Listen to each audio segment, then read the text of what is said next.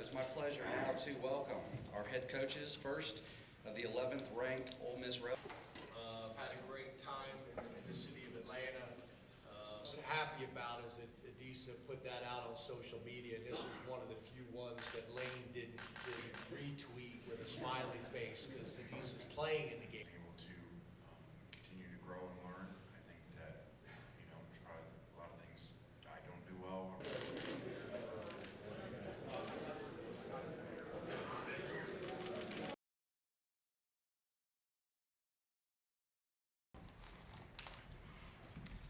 All right, so it's my pleasure now to welcome our head coaches, first of the 11th ranked Ole Miss Rebels, Coach Lane Kiffin, and of the number 10 ranked Penn State Nittany Lions, Coach James Franklin. Coaches will begin with an opening statement. Lane, start with you and just talk about how the week has been, the experience in general, and maybe how this compares to other bowl trips that you've had. Yeah, thank you. This has been a great week. Our players and staff have had a blast, so many neat events. So we thank everybody for putting those on. Hotel's been great. Georgia Tech's practice facility has been very helpful. So we're excited to be here. This is a huge challenge for us, playing one of the top teams in the country, one of the best coaches in the country, and number one defense by far in the country. So we have our hands full, and very excited to be here and excited to be playing in this bowl and in this setting. All right, Coach Franklin? Yeah, just briefly, if you guys don't mind, I'd like to recognize two of our beat writers. Pat Principe of WGAL TV has been covering Penn State for 34 years. And David Jones from the Harrisburg Patriot News has been covering Penn State for 33 years. Both are retiring, and this is their last game. I'm not sure, are those guys here with us today? You mind standing up real quick?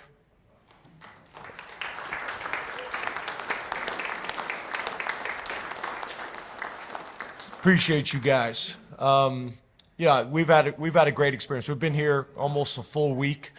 I've had a great time in the city of Atlanta. Chick-fil-A, Peach Bowl have been phenomenal. I want to thank Georgia Tech as well, and Coach Keys allowed us to use their facility. We were there one day, and then we've been over in the stadium practicing the other days, which is a phenomenal facility. So we've had a great experience. Been treated in a first-class manner. The hotel's been great. I've had a chance to interact with Lane, which has been really good. We have a lot of coaches and friends in common, but we haven't really spent a ton of time together in the past. We were at the Dodd dinner last night, which was a great event. But we're excited about playing a really good opponent in SEC country. I've been a head coach in the SEC as well, so I'm very familiar and got a ton of respect for Ole Miss specifically and the conference as well. And it should be a great game that's sold out, and we're looking forward to it. All right, thank you, Coach. All right, we'll go ahead and move into questions for the coaches. If you would, raise your hand. We'll get a microphone. Please give us your name and your affiliation and to whom you're addressing your question. Where are we going to start? Okay, let's start right here in front row on the left side. Hey guys, thanks for the time. Joe Smeltzer, Nittany Sports Now. James, now that we know that Saturday will be Adisa's last college game, what would you say about what he has meant to this program, and what's the biggest way you've seen him grow over his time at Penn State, whether that's on or off the field? Well, what I was happy about is that Adisa put that out on social media, and this was one of the few ones that Lane didn't retweet with a smiley face, because Adisa's playing in the game, so that was good. But yeah, Adisa's a great Penn State story. Kid out of Canarsie High School in New York, has really come to Penn State and thrived. I think you guys all know his story, and his family really maximized his time and experience at Penn State. I think he improved his stock as a football player over his entire career, but specifically this year, I think he's going to end up getting drafted really high. Graduated from Penn State, really just did it right. We talk about high production, low maintenance guys all the time. He's a perfect example of that. But I'm a big Adisa Isaac fan. His mom has been phenomenal through this entire journey as well. And I think he's just a really good example. You know, I'm still a big believer in the college athletics model, and I think Adisa is a perfect example of a young man that took advantage of that, and specifically Penn State. And I'm looking forward to watching him play this last game. I think he's gonna play really well. All right, we'll stay on the left side, second row. Hey, right here. Jared Parker, 6 News. My coach is for Coach Kiffin. My question's for Coach Kiffin. Some of the Penn State defensive players have taken note of your team's tempo, and I know the Penn State defense versus the Ole Miss offense has been a topic of discussion this week.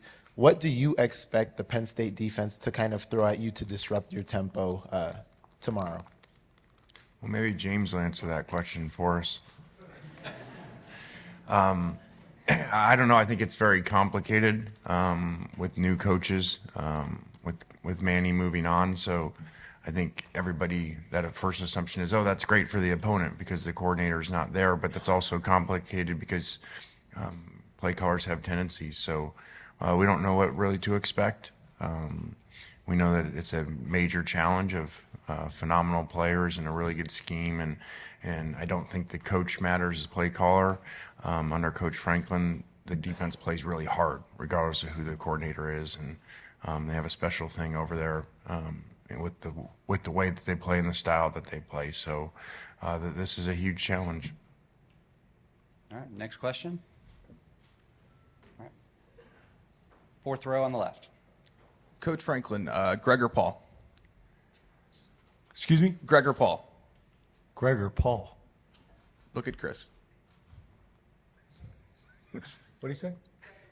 The question is Greg or Paul? I'm not following you. Kincaid or Paul? Don't worry about it. Yeah. Okay, that really didn't work out the way we had planned. It's early, and I haven't finished my first cup of coffee. Kincaid. Yeah, Kincaid. This is for both coaches. What have you guys decided in terms of will you or will you not have sideline iPads and also in-helmet communication for this game? Yeah, I'm still trying to figure out what that was. Was it like some inside joke that Yes. we were supposed to know? Yeah, I guess I was specifically. I'm still not totally. Okay. Yeah. But yeah, I think the way the NCAA set up the bowl was that both teams had to agree to use the technology, and for whatever reason, you know, we've not decided to do that, so we will not be using it from what I understand. But that was an option. Yeah, we decided on our side not to. Just we're used to a system in college football how it's been, and I don't know necessarily with the style that we play that would be as beneficial to us as maybe it would be to some other people. All right, I'm staying on the left side in the third row. Rich Scarcella, Writing Eagle. This is for Lane and James. Lane, what have you seen from Penn State quarterback Drew Aller, and James, what have you seen from Ole Miss quarterback Jackson Dart? Yeah, I think he does a phenomenal job taking care of the ball, first off, and commanding the offense, getting the ball to the right place. And then when it's not there, breaks down, does a really good job of vertical scrambling and making plays and moving the sticks. So those guys are always really challenging because they're going to win a lot of games by the style that they play. They complete the ball, they don't turn the ball over, and they don't make negative plays. So they've done a great job. Yeah, you know, Jackson and Ole Miss, I think the thing that jumps out from my perspective is balance. And a lot of times when you talk about balance, people think you're talking about running the ball 50% of the time and throwing the ball 50% of the time. And the reality, they have done that too. I think, you know, maybe the perception of Lane and Ole Miss is throwing the ball all over the field. But their running back is a challenge, and I think they do a great job of running the ball and running into advantageous looks. But the other thing when you talk about balance in my mind is also being able to spread the ball around the field, that there's not one receiver that you have to stop, They got 3 receivers that have all been really productive, probably the best combination of production at the receiver position that we've faced this year. And obviously they've been able to run a ton of plays, and that's a combination of tempo, but just as much tempo as it is offensive success. They've been successful, so they've been able to put drives together and get on the field and get off the field. So, I think the quarterback has done a really good job of being able to make plays with his feet, being able to make plays with his mind, and be able to make plays with his arm and distribute the ball to multiple playmakers that Lane and their offensive coordinator have done a really good job of putting in really good positions to make plays. All right, we're going to go on to the right side in the 4th row. For Coach Kiffin, you've embraced social media and haven't been afraid to speak your mind publicly. Was there a moment in your career or something that happened that allowed you to feel comfortable start doing that more often? Yeah, actually, it started when a long time ago the NCAA allowed us to direct message kids on Twitter, but we couldn't text on our phones. So that leads into a lot of rules that make no sense and ones that we live in now. But so really that's why it started. So as a coach, that was your only way to communicate in certain periods of the year. And then it kind of just grew from there, and really just I think the reaction of, you recruit so many kids out of your own area, no matter where you are, for the most part, that it's kind of a connection that sometimes when a parent comes to visit or you go into a home visit, maybe you haven't met them before and they feel like they have, and they say, wow, I love following you on Twitter, and it's kind of a starter where it all kind of starts the relationship with someone, and so I think in that way it's been helpful for us. All right, take our next question right here, front row on the right. Hi there, Ali Barubi, Nittany Nation. For both of you, you're ending the regular season, heading into the Peach Bowl as top 12 teams. What does that say about the state of your program at the end of 2023 and how you can take that into 2024 with a Peach Bowl win for either one of you? Well, I think that, it's been a really exciting season for us. Probably some similarities with 2 losses to 2 of the elite teams in college football. And for us to be in a position in our program, having never won 11 games, is really amazing for these players. And especially to me, the way that we built our team, whether it's right or wrong, is very heavy through the portal. And so a lot of new players. So I commend our coaches and our players of coming together. That's not very easy.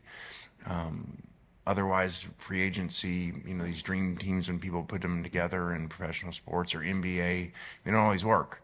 And it takes some unselfishness because they all come thinking that everything's gonna go their way, and then it doesn't, so they gotta buy into the team. So I'm really proud of our guys. And then catapulting into next year, we've had a lot of guys. Again, this calendar is nowhere in other sports. We're in free agency and we're still playing a game here tomorrow. So we have players announcing they're coming back, announcing that they're coming in, and leaving. So I think that we've had a really good, I say off season, but we're in season in that area to lead into next year. Yeah, I think, the way we ended last season with a Rose Bowl win, I felt like the momentum was a real positive for our program, whether it was recruiting, whether it was transfer portal, whether it was just a general feeling and excitement, with our fans, with the media, with our players in the locker room. I think that was helpful. I think in some ways, obviously, a bowl game is the ending of the previous season, but in a lot of ways, you can also look at it as the start of the next year. I think our programs both are similar in some ways, but very different in others. We have not been a big transfer portal team. We've been more of a traditional high school recruiting team, but we do accent our recruiting through the transfer portal. And we're excited. We're excited about playing this game and playing this opponent, and hopefully playing well enough that, again, we can have this momentum going into the offseason for recruiting, for spring ball, for the confidence that a lot of players that are going to play in this game that maybe haven't had as significant of roles earlier in the season. So I think there's just a ton of reasons why this game is important for both programs, and looking forward to playing it. All right, we'll take our next question all the way in the back. This is for Coach Kiffin, Andrew Clay, Nittany Nation. Coach, I wanted to follow up on something you said about preparing for Penn State's defense, knowing there's a different play caller. Anthony Poindexter has been a defensive coordinator at other places. Do you find there to be an advantage in studying how he's called defenses in the past at past jobs, or is that kind of irrelevant given that there's so many other circumstances? Again, I don't think you can figure that out because it's very abnormal. Normally coaching changes happen and they have spring ball, they have a whole off season. So, and you open with somebody and you go to study where they were the coordinator before, versus a place that, just had a few weeks, to prepare for this game. And also they've played so great in all situations on defense. I mean, the guess would be that there wouldn't be a whole lot of change, when they put their players in such good position and played so well. So I don't really know that answer. All right, next question also in the back. Hi, this is for both coaches. I'm Dave Jones from Penn Live, way in the back. With the transience of the portal and opt-outs, just recently, in the last few years, have either of you guys embraced any kind of overall philosophy about keeping the team engaged, keeping everyone together? Has it been more of a challenge or not for bowl games and prep for bowl games? Yeah, we were discussing it a little bit last night. To be honest with you, I think that's the challenge, right? This is new. This is new to all of us, and it's really changed year by year. Transfer portal windows, NIL. I think all these things have changed. So I think that's one of the more difficult things. Is I think in the previous structure, you could kind of rely on past experiences, but this has been a moving target. I think we're both trying kind of different approaches and trying to figure out what is the best thing for both of our programs. But I think it's a challenge for everybody right now. This is I think one of the more challenging times in college athletics, and specifically football, specifically when it comes to, like Lane mentioned, the calendar. And the bowl games specifically, and obviously the information that the players are getting from multiple, resources. All right, next, all on the camera platform in the back. Back here. Lane, through these practices this week and the last couple of weeks, I know you've always mentioned, how much is at stake to become the first team to win 11 games and continue this momentum with recruiting, all that stuff. But from the player side, how would you kind of assess their sense of urgency throughout these practices for this game? Yeah, to finish the second part of that question, because you look frustrated that you didn't get the other part. I'm not saying this because he's here. I think that Penn State and Coach Franklin really has been a model of whatever they do of how to do this, as far as guys not going in the portal, guys not opting out for games. And they've done a phenomenal job over the years of it. So I think that's rare nowadays. I think that I've been very critical of the calendar, been very critical of the system, even though we try to obviously maximize the system. But it's really not good. In talking with a lot of coaches over the last 2 weeks, there's been a lot of struggles, and it's a poor system. You don't have free agency during the season. That doesn't happen, and so with no parameters around it, and that's what we're dealing with. And talking to coaches around the country, dealing with players coming in, and they're going to opt out for the game, or they're going to transfer if they don't play this many plays, or they don't get this much money. I mean, well, what are we talking about? So again, you got a system that is not going to get better till it gets fixed. It's going to get worse, because ask NFL teams, if they were getting ready to start the playoffs, would they ever put free agency right before it? And not just players negotiating for the next season, negotiating whether they're going to play in the playoffs. So it's a very poor system. All right, next question here, back row on the right. John Sauber, Center Daily Times. James, is Johnny Dixon with the team, and do you expect him to play on Saturday? Yeah, so Johnny Dixon is not with the team currently, and so obviously we don't anticipate him to play in the game. All right, staying in the back row on the right. Audrey Snyder with The Athletic. This is for both of you guys. Lane, you called it a poor system, the calendar. James, I know we've talked before about it. I guess how would both of you guys go about potentially altering this calendar, and what concerns do you have about next year, considering the timeline gets changed with the playoff semifinals and all of that as well? Well, that to me is a long discussion in a lot of different areas, whether that's the calendar, whether that's their employees. Do they have real contracts? Do they have public contracts that we would all know what they were, like professional sports? So to me, that's a long conversation of a lot of different areas of a system that's very broke.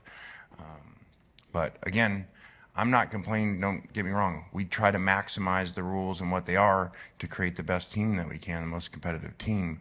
But it's really, again, you just heard my kind of speech on it. It makes no sense, and it doesn't happen anywhere in professional sports to have a system like this, where again, you have free agency that now you can go in whenever you want, and you can go in multiple years and change teams whenever you want, and you can change before postseason happens.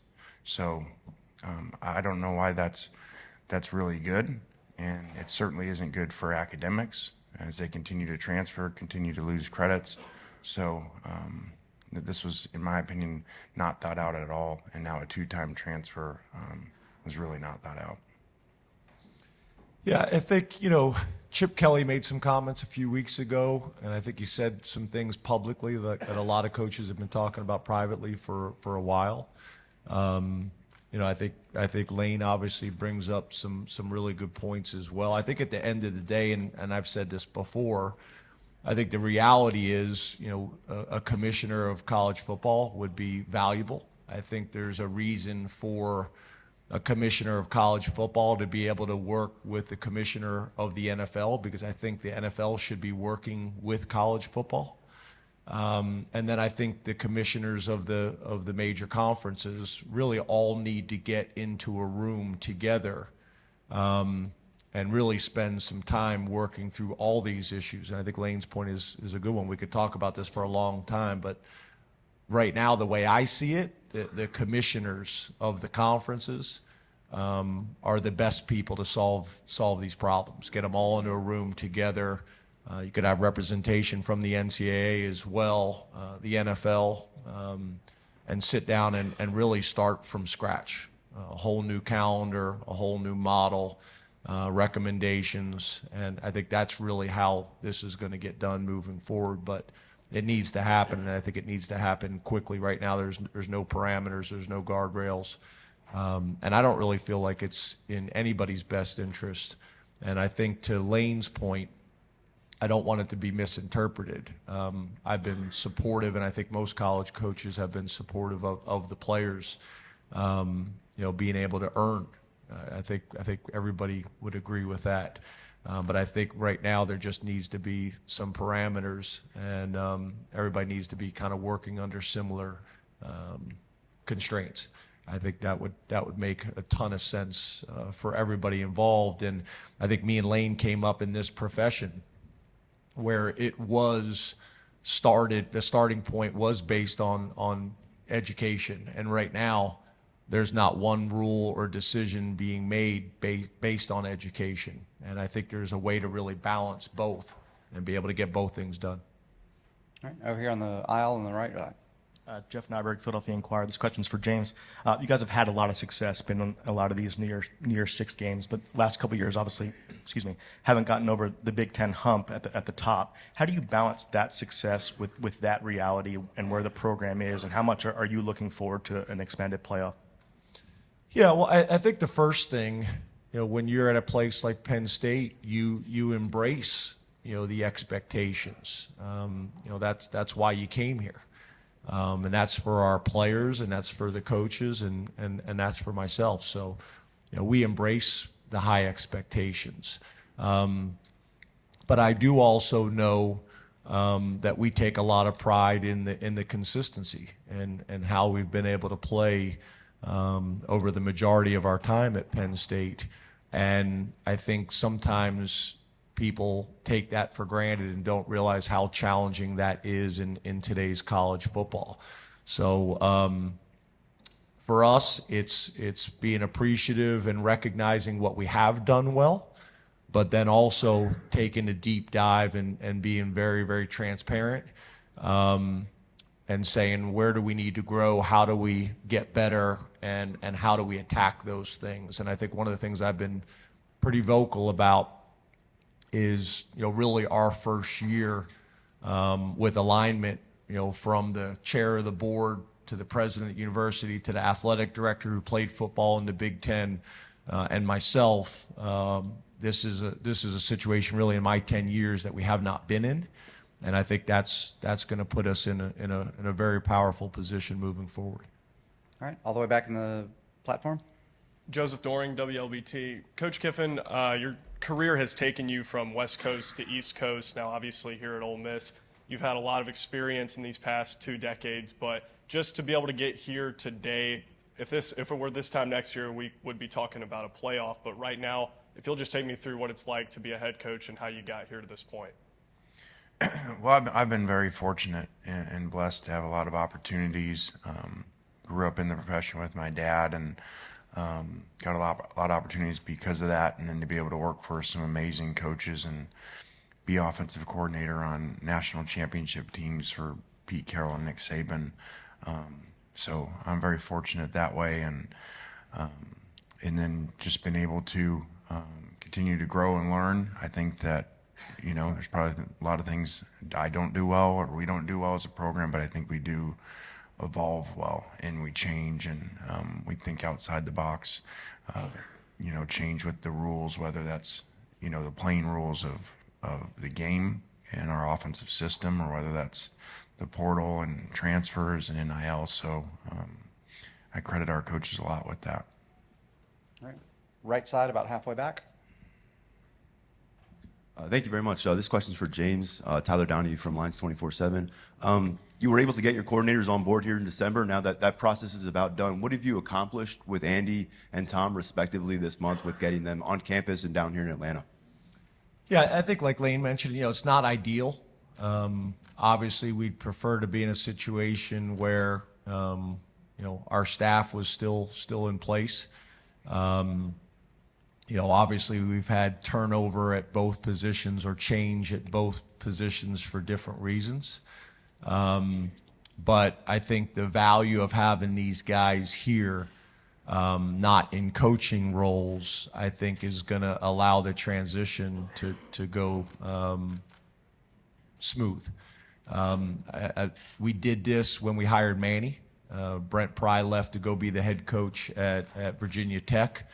And Anthony Poindexter was in a position to call the defense and be the defensive coordinator in the interim, and did a phenomenal job.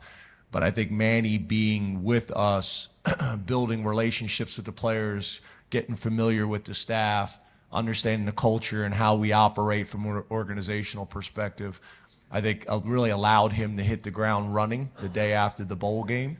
And I think, the model that we're using with both coordinators, during this bowl prep period, I hope we don't have to do it again, but I did think there was value in it last year. And talking to both, Tom and Andy, I think they think it's been invaluable.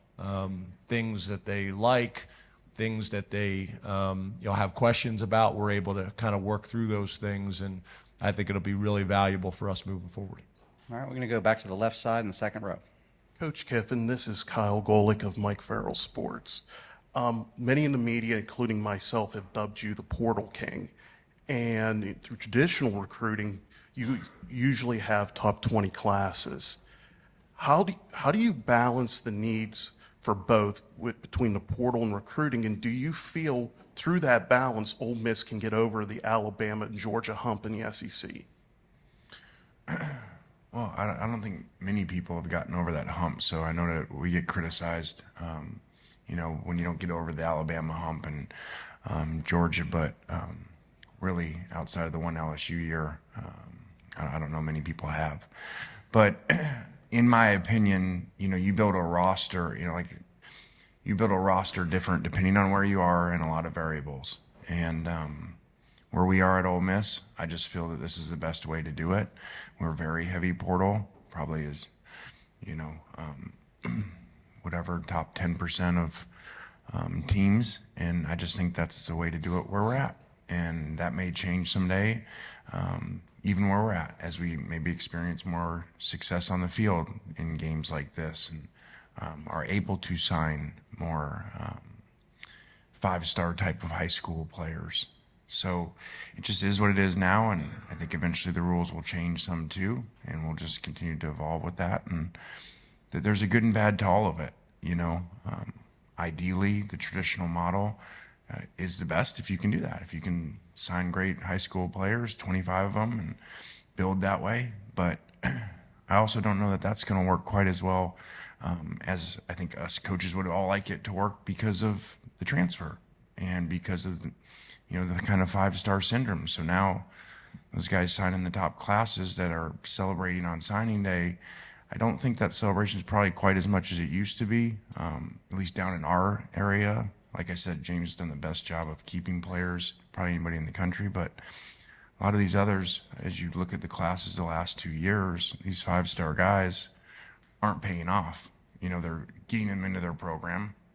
Let's be honest, they're paying a lot of money for them. And then when it doesn't go exactly right, they're in the portal and they're going to someone else. So I think that there is no exact way to do it, and you got to do it different depending on where you're at. All right, back to the middle of the platform in the back. Lane, you were just mentioning that Alabama-Georgia hump, and this question's for both of you coaches. Do you kind of see similarities in the two of your programs, in Ole Miss and Penn State, kind of being close to the top of that conference and kind of working your way to get over there to be at the number one kind of spot? I guess starting with you, Lane.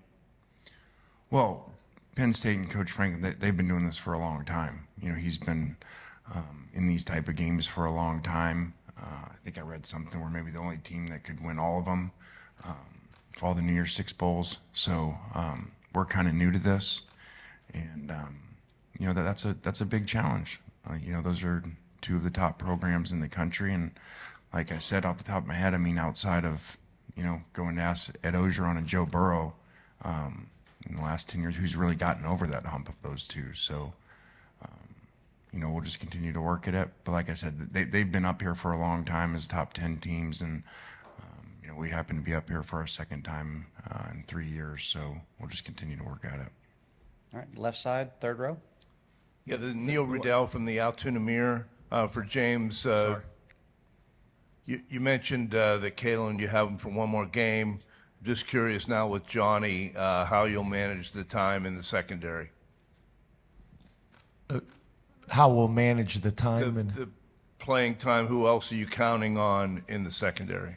Yeah, we'll play all the other guys that have played this year. They'll have a more significant role. I think that's going to be in some ways an opportunity and an exciting opportunity for them and for us. Obviously, it's going to be challenging because of the type of wide receivers and offense that we'll be playing.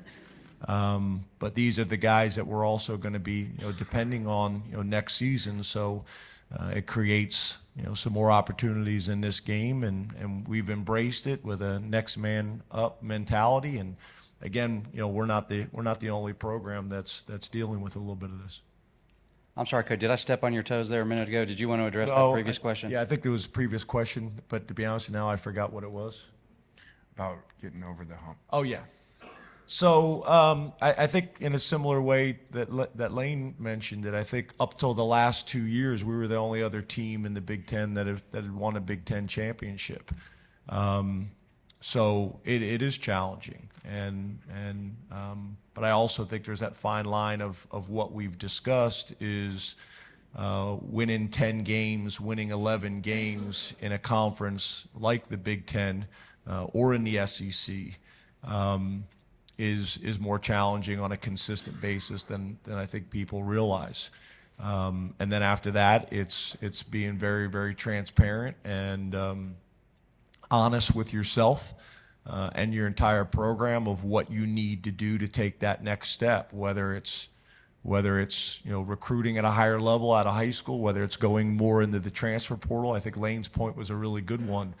The high school model really only works anymore if the players and their parents will stay and allow them to be developed. If you put all your time into high school prospects, but they won't have the patience and take the time to allow you to develop them, then all you're really doing is developing them for somebody else's program. So that's the challenge. You know, I hear high school coaches and sometimes players being frustrated that some programs are being more portal heavy. Well, I think that's part of the discussion that needs to happen. Are you gonna come here and allow yourself to be developed over 4 to 5 years? The problem is none of them see themselves that way. They all think they're going to be the 3-year model. So it's challenging, and I think all of us have to look at our programs specifically and the regions of the country that we're in, and what's going to be in our program's best interest moving forward. And they're not easy discussions. All right, we've got time for a few more. We'll go next to the front row on the right. Hey Lane, hey James. Megan Hall with USA Today and For the Win. Wanted to ask both of you these questions because I asked your players and your staff, no pressure because they had great answers, so I'm counting on both of you. James, for you, Wawa or Sheets? So you're putting me in a tough spot. It's kind of like we're in central, for everybody in here that maybe doesn't cover Penn State closely, we're in central Pennsylvania, so right in the middle of the Eagles and the Steelers. And I grew up just outside of Philadelphia, so I'm a Wawa guy. But now I live in central Pennsylvania, and it's Sheets. Lane's looking at me like I'm crazy. He probably doesn't know what Wawa or Sheets is. But I think I got to stay with Wawa. I got to stay with my roots and kind of where I grew up. But I have really learned to appreciate Sheets being in central Pennsylvania. All right, Lane. So And I'm willing to negotiate if Sheets or Wawa would like to work with our players moving forward with some NIL opportunities. I think I'm willing to negotiate. And if they don't, respond to his negotiations the way he wants, he's not going to coach the game tomorrow. So. That's what we deal with now. All right, Lane, question for you is, I obviously know you're a huge Taylor Swift fan, and I asked your team about it. Yeah, I just saw you blink. I know, I'm sorry. But I asked your team what their favorite Taylor Swift song. So that same question to you, and can you sing it for us? I can't sing, and nor will I right now. Lane, we all think you should, though. I know. I don't know. She's got a lot of great songs. I just think she's really amazing that she can connect to so many people. And, I kind of think a lot of times movies, songs nowadays, it's like how fast can people pump them out and make money? And I feel like hers, she takes a lot of time, and there's a lot of meaning in them, and they can relate to a lot of people. So I don't know that I can pick just one. All right, we're going to go left side, about 5 rows back. Question for both coaches. Shane Thomas with CNHI. James, you talked about the Martin Luther King Museum for your players and that experience. For you, how has that experience been for you, and how significant is it for you? And Lane, what has kind of been your favorite experience from the bowl so far? Yeah, it's interesting because it's kind of going back to what we talked about earlier with, I think, the challenge with college athletics and specifically college football. And when we got into the profession, a huge part of that was the educational component.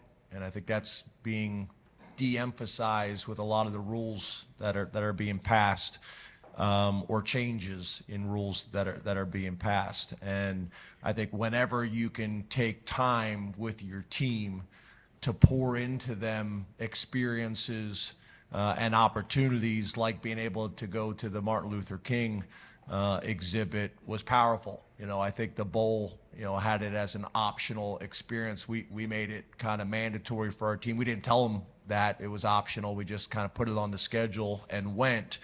And I think it was great for all of our players. I know it was great for me personally, as much as I feel like I knew a ton about Martin Luther King and the background and the significance for our country and race relations. I learned a ton myself at 51 years old that I didn't know. and being able to go into the Ebenezer Baptist Church and take that all in was powerful. To think about that time in our country as a black man at 35 years old to win the Nobel Peace Prize is amazing. But I thought it was a great experience for our coaches. I think it was even more powerful for our players. A number of our players had been there before. But also I think through the bowl, we were able to get maybe a different and more significant experience with the tour, which was also great and very, very appreciative. So and we've been fortunate on a lot of these different types of trips to be able to gain some perspective and some experience. So it was powerful for us, and I'm glad we did it, and I would do it again. All right. Coach Kiffin, your favorite experience? Yeah, I thought that both teams being at the College Hall of Fame with so much tradition and history there, and being able to see that, but then to have a competitive environment where they were playing a game show, and it was really neat to see guys be comfortable and be competitive in that environment. So I thought that was pretty cool to be part of. All right, we'll end it there. Coaches, if you would, we're going to do some quick photos here with the trophy, and Gary and Bob.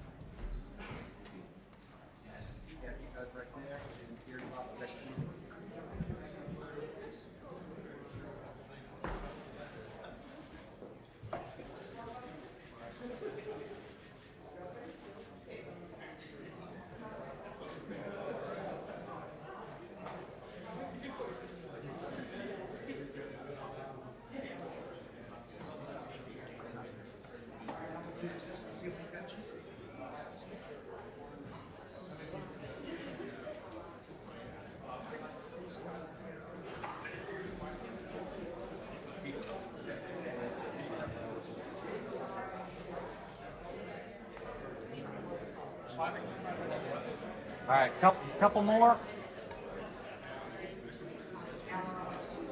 right, in the middle, can you guys get good? I need a cleat camera shot in the back, please. If you're in the aisle, can you scoot down?